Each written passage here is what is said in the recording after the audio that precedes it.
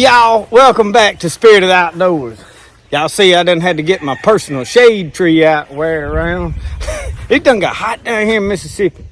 I know the sun's behind me. I'm gonna walk down this road so the sun will be in front of me instead of behind. I've been out here doing a little bit of replanting, and I wanted to do a quick garden update. They ain't never quick, but I like to say that.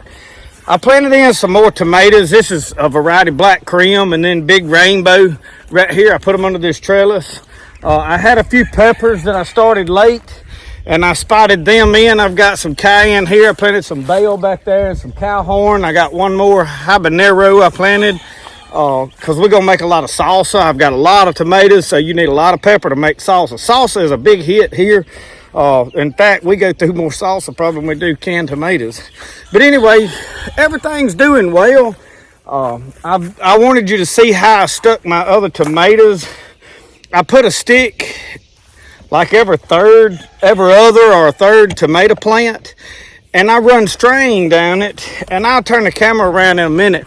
But I wove it back and forth through them tomatoes, and then when I turned around with my string, I come back weaving on the opposite side. And I'll add another layer of string as they grow.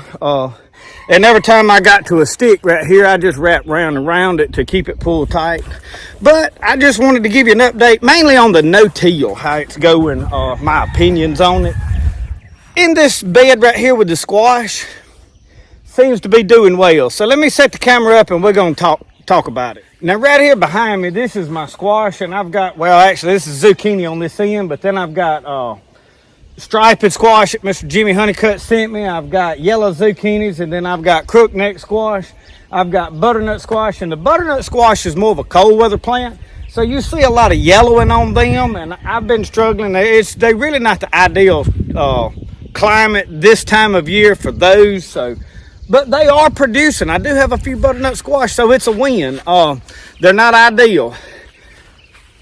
And you can see I did like one row here by my cucumbers that I put the straw in over the top like for a strawed walkway, and I'm just experimenting. In this bed here, I have battled slugs. I have not tried beer traps. I don't drink beer. I don't have beer. I'm not going to buy beer just to make traps because the Bible says to abstain from the very appearance of evil. And for me, not being a drinker, I don't want people to look and say, well, that old boy's done start drinking because of my battle with alcoholism in the past. That's a whole different story. You can go back and watch my How God Changed My Life video if you want to see that story. So that's my reason for not going and myself buying alcohol just to do this with. It's just, I don't see the point in it really. There is some other products that you can buy, some traps, some stuff, and I haven't went and got those things. So I'm gonna mark that off on my list as to partly of my personal experience and my doings. I'm not gonna say that's all no-till. Don't do no-till because of that, okay? But I have put the granulate poison around to fight the squash bugs. I did on those butternut squash where I was seeing, and then I had a volunteer. I think it's a gourd, not a gourd, but it's a squash, but it's a ornamental pumpkin, more or less, that came up volunteer over here, and it is growing a very large pumpkin. I'll go over there and get you a look at it in a minute. And the squash bugs wrapped it up. So what I did is I sprayed Malathion and 7 spray mixed together in a sprayer on that. And I know I do not like to spray a lot of poison on my garden. You see that tomato I had getting ripe? Then I showed you the other plant that's in that other bucket that's not a wicking tub, and it's got some blight on it. I'll show you what I've got a product called Mancozeb that I am spraying on that to see if it'll help. They say that that'll cure the early blight. So we're going to see it's a fungicide. So I did put that on there, but y'all, I try to be very limited with my poisons that I spray on stuff because I don't mind putting granule around stuff. I don't like spraying a lot of bug killers and things on there because number one, I don't want to kill my honeybees. We ain't got a whole lot of them. And it soaks into the fruit if it's already producing fruit. I'm leery of that. I'm not going to sit here and scientifically say, yeah, it's going to poison your kill. It may not hurt a thing. The rain may wash it right off. I don't know. I hadn't really in-depth studied that part of things.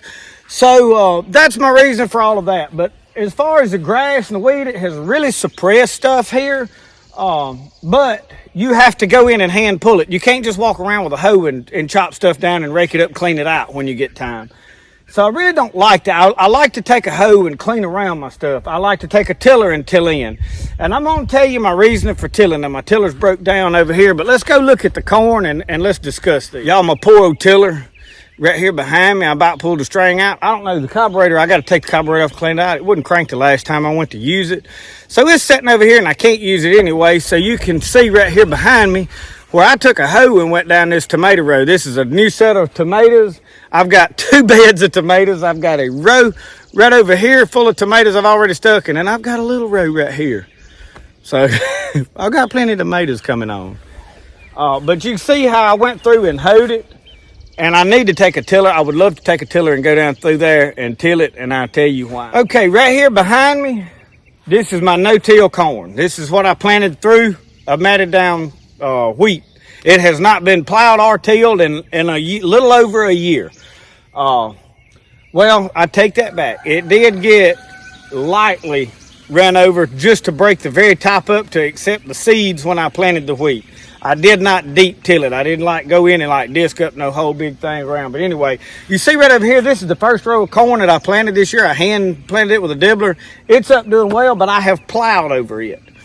Here's my thing about the plowing, the till, the no-till, and let me turn you around. This was planted exactly the same time that all of this was. And this is like twice the size back here of this no-till. Okay, and I'm going to talk to you from my experience working with pottery, okay? This ground that we have here in Mississippi has a lot of clay in it. It's red clay hills. We have about 6 to 8 inches in most places of some good topsoil. Right under that is red clay. And there's places in these gardens, especially up on top of that hill, that it is red clay right up to the surface. It don't matter how much composting we've done up. I have planted wheat crops, chopped them and dropped them, bush hogged them, let them sit there and rot. I have planted stuff over it, so it has not changed a whole lot. It has been tilled. You till those crops in and try to incorporate them down to that soil. They break down. I'm sure nutrients is getting used up, whatever. Let me tell you about the tilling. When you've got heat like we have in Mississippi, and this is like 9:30 already in the morning, and it's probably 85 degrees, we pushing 90, we'll hit probably close to 100 today. Heat dries this soil out. So once it comes and it rains on this dirt after you've done everything, whatever you're going to do, and that heat starts packing on it, beating on it, well, it starts baking this soil down, and that soil gets hard like a brick. If you can take a tiller and come back over it, you aerate that soil and allow those roots to expand. That helps that plant to grow, because you take any tree, if that tree can't put out roots, the top's not going to get very big. That's how they make a bonsai tree. These plants are the same way. So my opinion, in no-till, I've watched this, that I didn't till, I didn't do anything. Just put seeds, I drill, plant them down in the ground. Those roots are not doing a whole lot. I mean, that plant is really struggling. It is dwarfed. So I won't never do no-till in these parts of my garden. The squash, I may keep experimenting around squash and around tomatoes on a small thing that I can handle. But when you try to do in a big crop, location has a lot to do with it. Further up north where there's less heat, when you get above Tennessee on up in those places, you could possibly make it work. If you have less clay in your soil, you could possibly make it work. Now, I'm a believer that you can go into anything with the mentality that I'm going to make this work, and you can do that, okay? My deal is I need my garden to be easy, so that, because I'm doing pottery, I'm raising chickens, I'm trying to film YouTube videos, I want to go camping and fishing, and I come down here and work on the garden a little while in the morning or a little while late in the evening, and it's hot here in Mississippi. I ain't got all day to sit out here and pull weeds by hand. It's easier for me to take my tractor and run through and pull the middles out. And y'all, I'm fighting nut grass up here. I don't know exactly how I'm going to battle it, but next year I'm going to do some total different things to try to eradicate this nut grass. I had one fellow tell me fence it up, put geese in it, but I ain't going to invest in geese and fence just to get rid of nut grass. I'll probably come find something to spray it with and leave it dormant for a year and try to kill it off. But the no-till, y'all, for me, in my opinion, it's not working in these bigger crops. I wanted to show you this pumpkin that's hanging right here. Now, I don't know if this is a full-size pumpkin or if it's going to be one of those small ornamental pumpkins, but in my opinion, it's most definitely a pumpkin. But it is climbing up that. And y'all, I sprayed the squash bugs with that 7 and Malathion mix. It killed them. But the reason I sprayed this is because they were way up on the top of the plants up here. And instead of putting the granule on the bottom, and I did put the granule on the bottom too, because you got to protect that root right where it comes up out of the ground. But look behind me, you see how my rattlesnake pole beans have got some skips in there. Y'all, I went back and planted in some of that stuff, but they were being choked out by the amount of weeds that was in there, and I had to come in, and I had plowed around them, but I had to actually get down and pull all that whole row of weeds out. Now they took off, started blooming, turned green. They were all yellowish looking, so you've got to be able to keep those weeds out, and if you've got plenty time to pull weeds all day, every day, then you can make no-till work for you. I'm in no way saying that no-till won't work at all. I'm just telling you what you need to know going into it for your climate, the heat, and how much of a factor the heat plays in it. And the reason I tell you this, and I'm fixing to turn sprinklers on where I've replanted in this, is I was digging and planting right here for these peppers. Man, even right here, this soil, aside from where I haven't plowed by, because I was doing the straw walkway right down through here, it was hard as a rock. I had to take a spade and just chisel at the ground to loosen it up to plant these.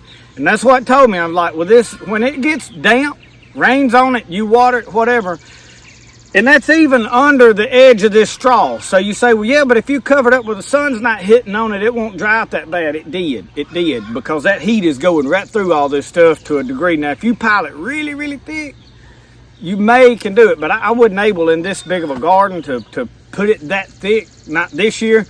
Now, after 3 or 4 years of adding to that stuff, I'm sure that drastically changed things. But y'all, are you going to sacrifice 2 or 3 years of producing just because you determined to make no-till work? See, I have a philosophy that the best way to do things is the way you like to do it. It's not that the best way to do things or the right way to do things is the way you want to do it, but if you're determined that you want something to work a certain way, you need to go on and try it that way and try to see if it works. I went into no-till with attitude, does this work, does it not? I didn't care if it did or not. If it's easier, I wanted to do it. If it's not easier.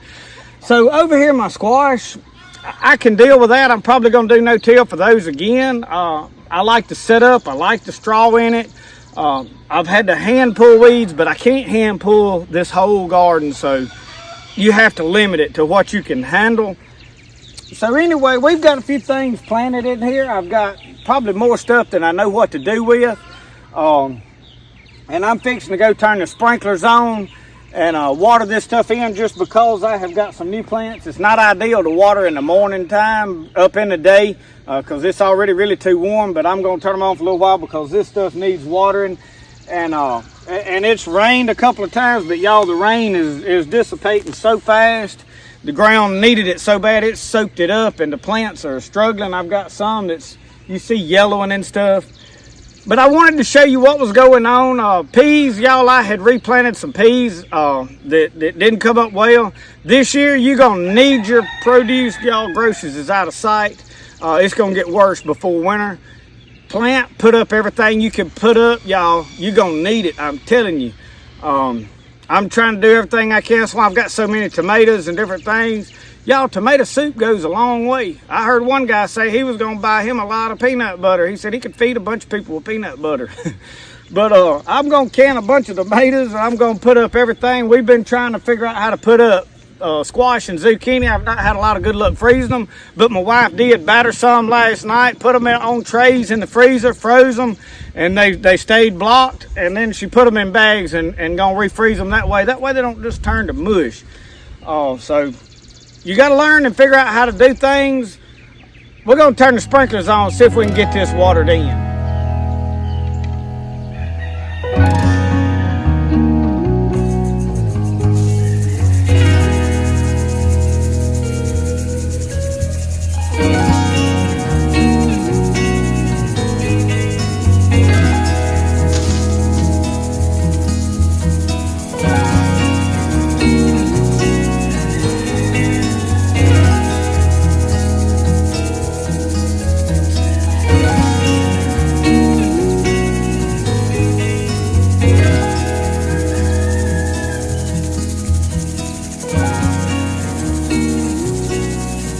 Well, thank y'all for watching my gardening videos. I know everybody don't really like the gardening as much. I'm doing these mainly to try to help some people that's newer to gardening. I know there's a lot of people that's trying to grow things this year for the first time. And y'all, I've been doing this for a long time. But I've been experimenting with new stuff, trying to see what works, what don't. Some of it has failed, so that's what these videos are about. Thank y'all for watching. We've got a good camping video coming up, me and Mr. Jerry Hunt. So y'all stay tuned for that coming up later on. We'll see y'all next time. Remember, the best way to do things is the way you like to do it. We'll see y'all.